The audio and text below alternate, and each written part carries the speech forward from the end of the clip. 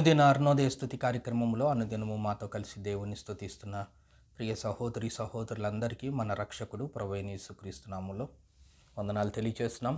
నేటి ఉదయకాలం మందు మన స్తుతి అంశం యేసుక్రీస్తు మరణము ద్వారా మన మీద ఉన్న రుణపత్రము, మనకు విరోధంగా ఉన్న రుణపత్రాన్ని యేసుక్రీస్తు మరణము ద్వారా తీసివేయబడినట్లుగా అంశాన్ని జ్ఞాపకం చేసుకొని దేవుని స్తుతిద్దాం.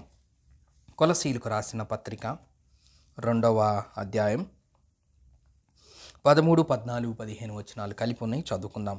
మరియు అపరాధముల వలను శరీరమందు సున్నతి పొందక ఉండుట వలను మీరు మృతులై ఉండగా దేవుడు రాతరూపకమైన ఆజ్ఞల వలన మన మీద రుణముగాను మనకు విరోధముగా నుండిన పత్రమును మేకులతో సిలువకు కొట్టి.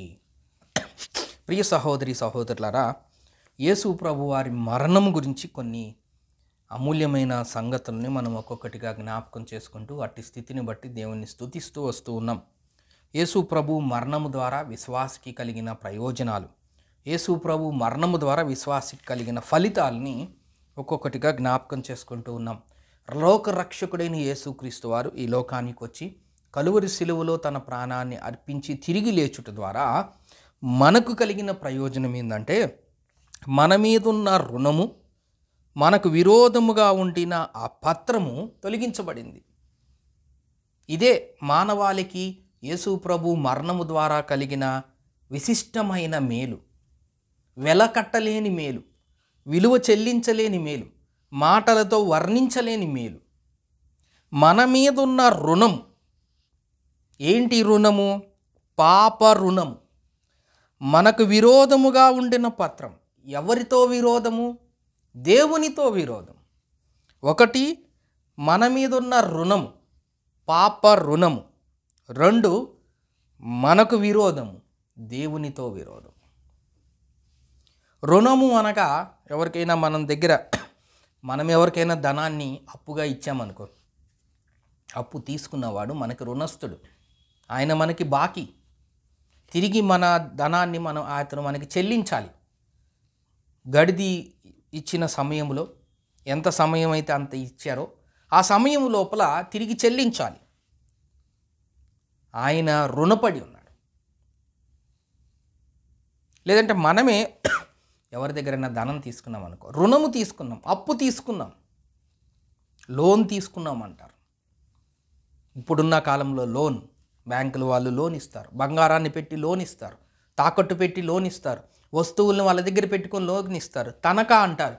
భాషలు, పద్ధతులు, సిస్టమ్స్ ఏ రీతిగా వెళ్ళినా చివరికి ఒకటే మొక్కలో చెప్పాలి అంటే అది రుణం. వస్తు రూపంలో పెట్టి ధనం తీసుకున్న రుణం, బంగారం పెట్టి రుణం తీసుకున్న రుణం, ఆస్తి కాగితాలు పెట్టి రుణం తీసుకున్న రుణం, దాన్ని తనఖా అనొచ్చు, లోన్ అనొచ్చు, వడ్డీ అనొచ్చు, ఏమైనా అనొచ్చు. అది రుణం.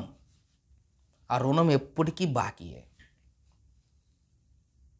నేను ఇంటి కాగితాలు పెట్టి ఎక్కడైనా డబ్బు తీసుకున్నానంటే ఆ ఇంటి కాగితాలు నాకు ఎప్పుడు వస్తాయి అంటే, నా ఇంటి కాగితాలు నాకు ఎప్పుడు వస్తాయి అంటే, ఆ రుణముగా తీసుకున్న ధనాన్ని నేను ఇవ్వగలిగినప్పుడు. ఒకవేళ ఇవ్వలేకపోతే ఆ రుణానికి బదులుగా ఆ పేపర్లను తీసుకుంటారు. ఆస్తి మన ఇల్లు జప్తీ చేయబడుతుంది. ఎందుకంటే మనము రాస్తాం, నేను తీసుకున్న ఈ ధనం ఇవ్వలేకపోతే నా పేరు మీద ఉన్న ఈ గృహము నాకు ధనం ఇచ్చిన వాడికి చెందును.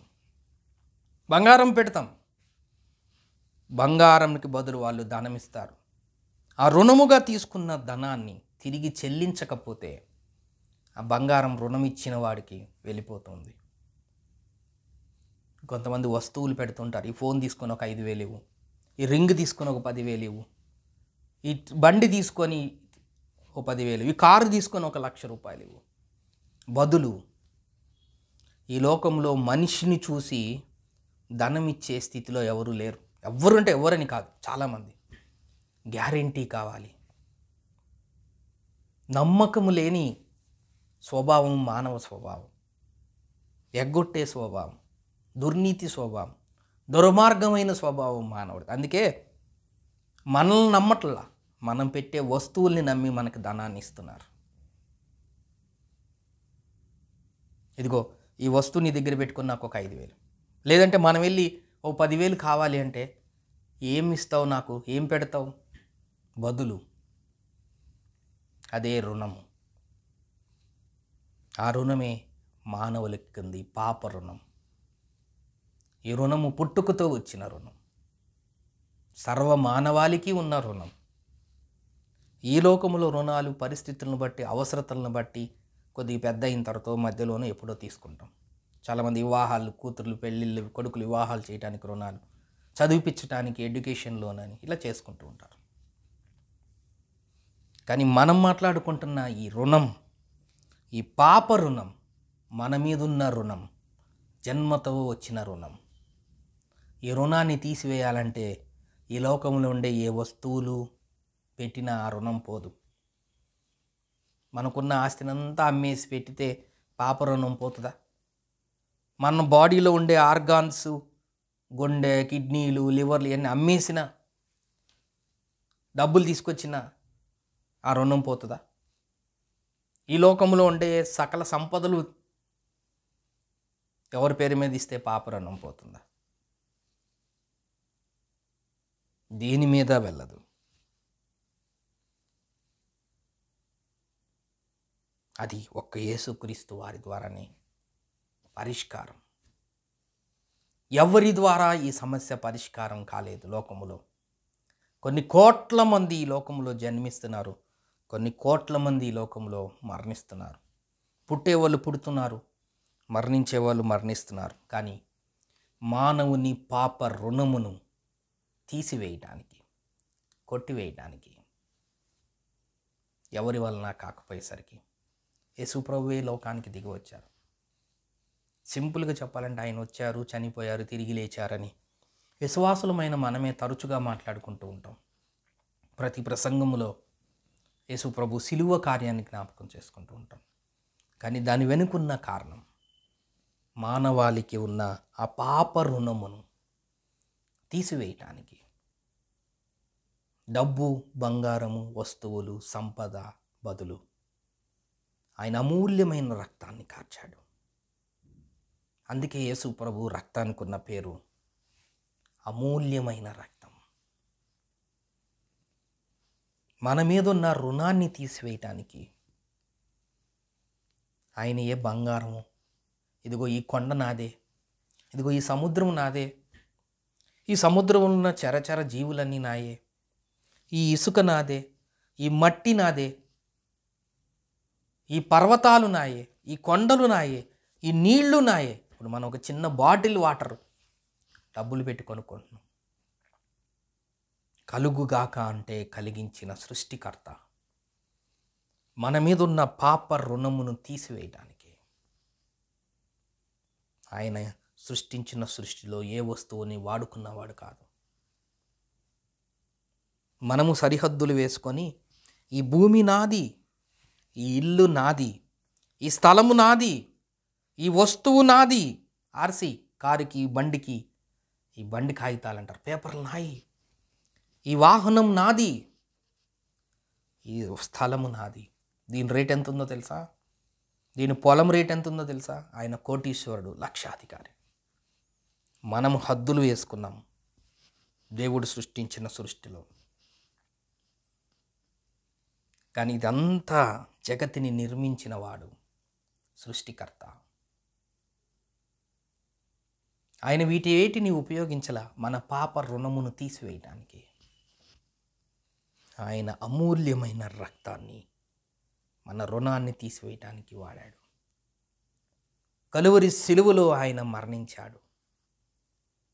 దేహమంతా నలిగిపోయింది, గాయాల పాలయ్యాడు.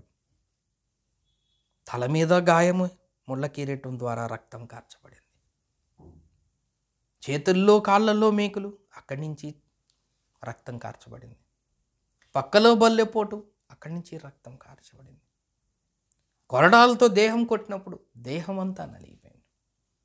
అతడు నలుగొట్టుటకు దేవునికి ఇష్టమాయను. ఆయన చనిపోయి తిరిగి లేచాడు. కాబట్టి ప్రియ సహోదరి సహోదరులారా, ఆయన మరణం మానవాళి పాప రుణమును తీసివేయడానికి ఉపయోగపడింది. అందులో నువ్వు నేను ఉన్నాం. ఉదయకాలం ముందు వాక్యం వింటున్నాం, మనందరం ఉన్నాం. మన పాప రుణమును ఆయన సిలువలో తీసివేశాడు.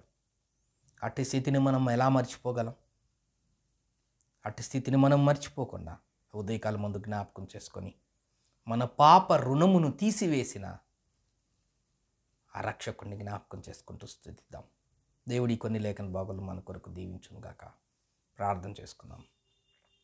ప్రేమగల తండ్రి, నమ్మకమైన మా దేవ, మీకు స్తోత్రం వందనములైనా. మా పాప రుణమును మీ మరణము ద్వారా మీరు తీసివేశారు. మీకు స్తోత్ర వందనములైనా. మా పట్ల చేసిన మేలుకై మీకు స్తోత్ర వందనములు తెలియజేస్తూ యేసుక్రీస్తు నామమున స్తోత్రం చెల్లించి ప్రార్థన చేస్తున్నాం తండ్రి. ఆమేన్.